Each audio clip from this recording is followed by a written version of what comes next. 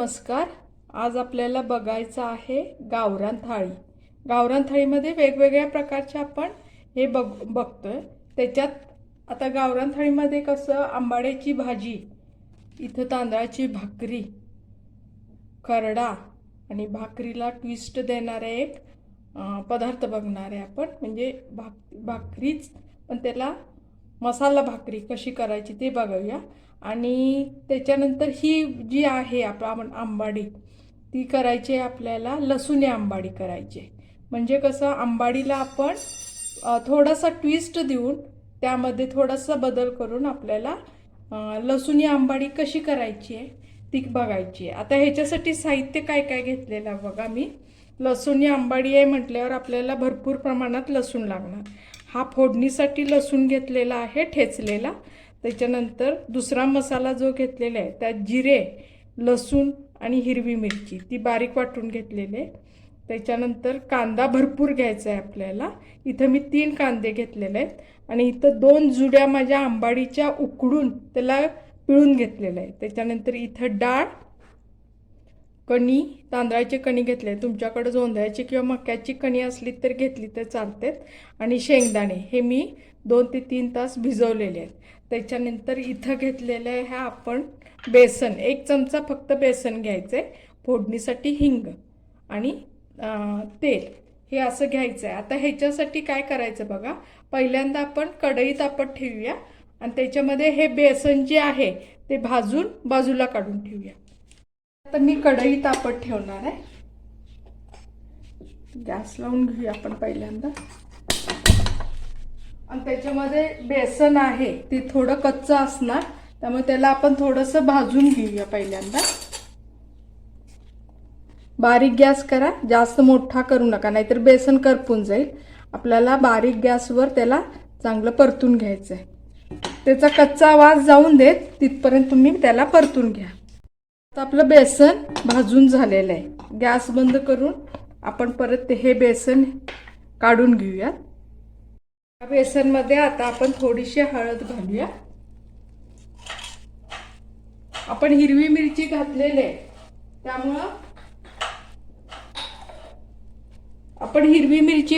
आहे त्यामुळं आपण त्या प्रमाणात थोडंसं लाल तिखट घालायचं. जास्त नाही घालायचं, थोडंसं घालायचं. आणि त्याच्यानंतर आपण ह्याच्यामध्ये आपण धना पावडर घालून घेऊया. अर्धा चमचाला पण कमी लागेल धना पावडर, ती आपण ह्याच्यामध्ये घालून घेऊया. हे आता आपण थोडंसं पाणी घालून पहिल्यांदा मिक्स करून घेऊया.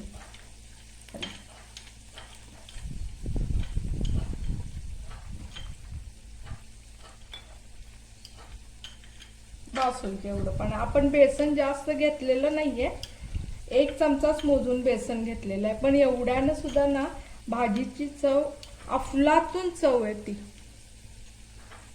ह्याच्यामध्ये आता आपण हे घातलेलं आहे बघा. हे मिक्स झालेलं आहे आपलं बेसन पाण्यामध्ये. आता आपण काय करूया,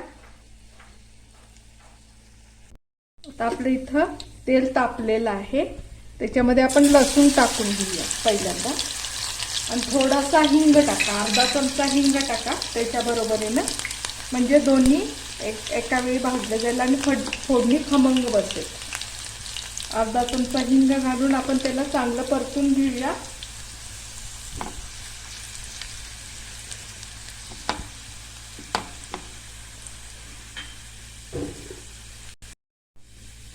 आता हे परतल्यानंतर लसूण चांगला ब्राऊन झालाय बघा. त्याच्यात आता हा कांदा टाकून घेऊया.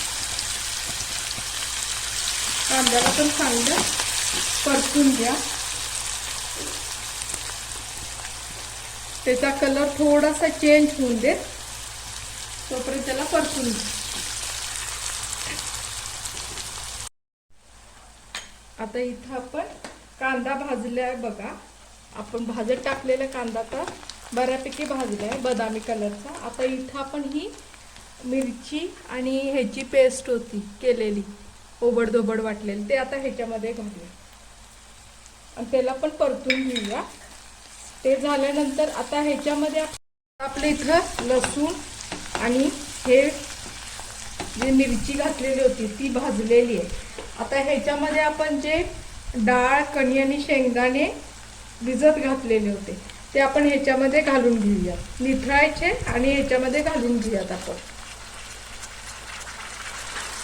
आणि त्याला हलवून जरा झाकून थोडा वेळ त्याला वाफ देऊन घेऊयात. म्हणजे कसं त्याला आतपर्यंत त्याला शिजायला वाव मिळेल.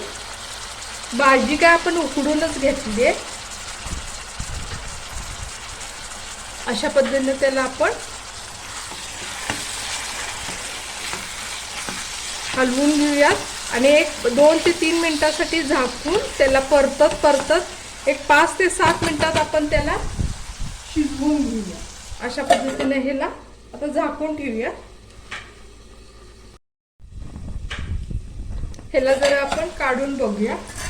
वाफ आले चांगले. आता ह्याच्यात थोडंसं आपण मीठ घालूया म्हणजे शेंगदाणे, डाळ आणि कणिक आतपर्यंत मीठ मुरेल. नंतर भाजीचं मीठ आहे ते नंतर घालूयात आपण.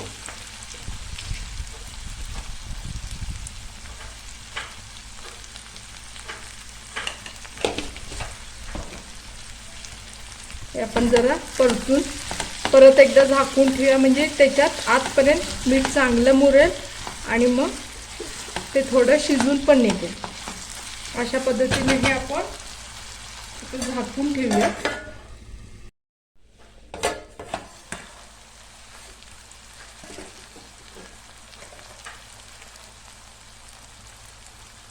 त्याला वाफ किती मस्त आली आहे बघा.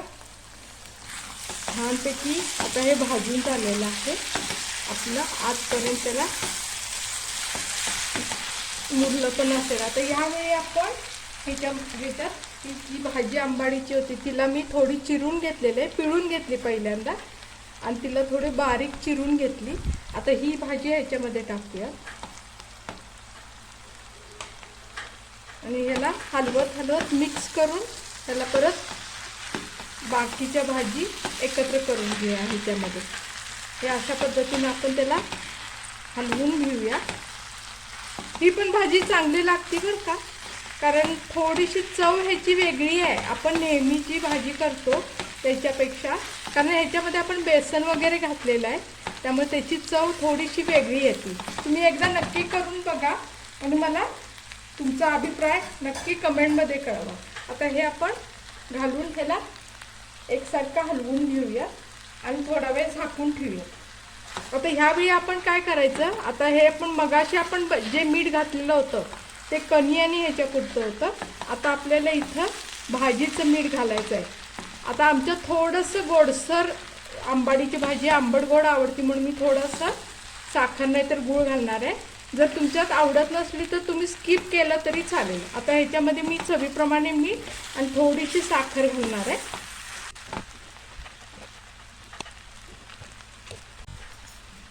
तुम्ही साखर नाही तर थोडासा गूळ घातला तरी आंबट गोड चव चांगली येते. आता हे आपण हलवून घेऊया एकसारखं आणि ह्याच्यात थोडासा पाण्याचा शिपका मारून त्याला आपण मंद गॅसवर आपण शिजत ठेवूया.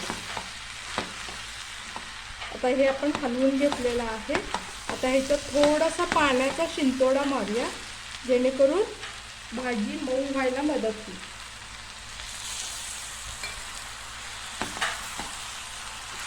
आता ह्याला झाकून आपण थोडा वेळ एक 5 ते 7 मिनिटांसाठी त्याला शिजत ठेवूया.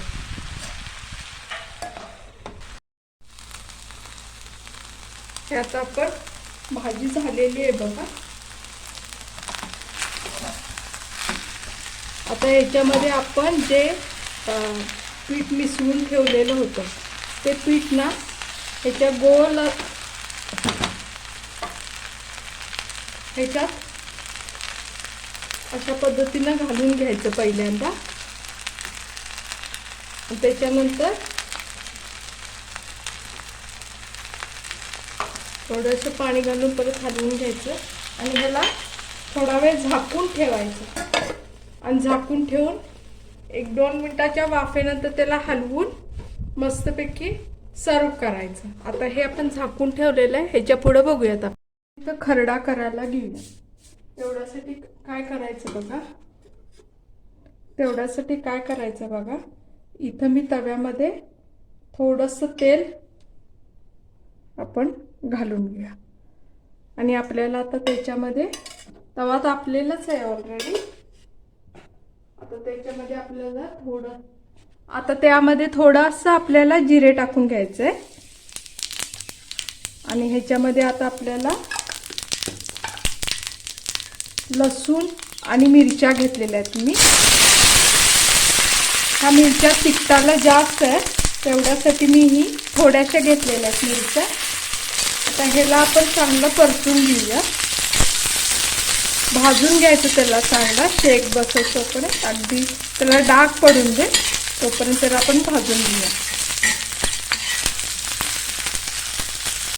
आता ह्याच्यामध्ये हे भाजले. आता ह्याच्यामध्ये आपण थोडंसं खिसलेलं सुकं खोबरं घालून घेऊया. मी थोडं घालते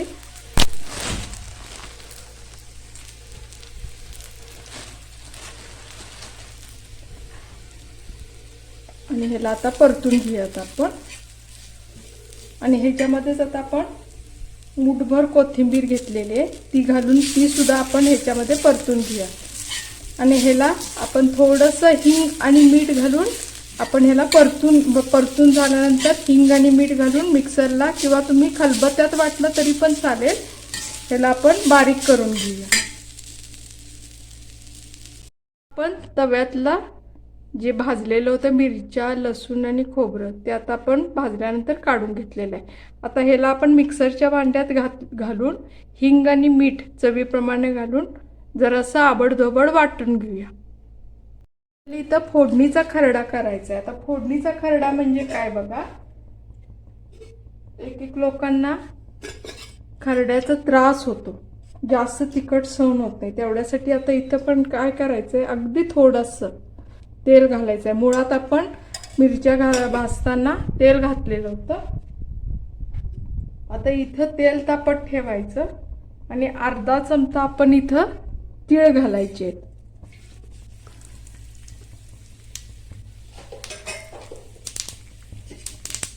आणि ते थोडेसे भाजायला लागले, उडायला लागले की त्याच्यात हा खरडा परत थोडासा घालून परतायचा आहे, जेणेकरून आपल्याला त्या मिरची खरड्याचा जास्त त्रास होणार नाही. तिळाने ह्याच्यात बॅलन्स होईल आणि थोडंसं त्याच्यामध्ये चव पण वेगळी येईल. अशा पद्धतीने आपण हा खरडा परतून घेऊयात. आणि आता हा काढून घेऊयात. आपला परतलेला खरडा तयार झालेला आहे. आता आपण ह्याच तव्यामध्ये आता भाकरी टाकून घेऊया. आता आपण इथं भाकरी तयार करायला घेऊया. इथं मी तांदळाची भाकरी तयार करत आहे. चांगलं मळून त्याला उतवणी घेऊन व्यवस्थित चरचरीत मळून भाकरी करून घेऊया. तुम्ही इथं कोणतीही भाकरी करू शकता, ज्वारी बाजरी किंवा तुम्हाला जी आवडेल ती भाकरी तुम्ही करू शकता. अशा प्रमाणे भाकरी करून घेऊया. आणि आपला आजचा मेनू तयार झाला बघा. भाकरी व्यवस्थित भाजून घेऊया. आणि आपला आजचा गावरान मेनू बघा, आंबाड्याची भाजी मस्तपैकी गरमागरम, चवीला अतिशय छान लागते. ही जरा वेगळी पद्धत आहे. त्याच्यानंतर हा खरडा आपला तव्यात परतलेला आणि आपल्या आवडीची भाकरी, असा आपला मेनू आजचा तयार झाला.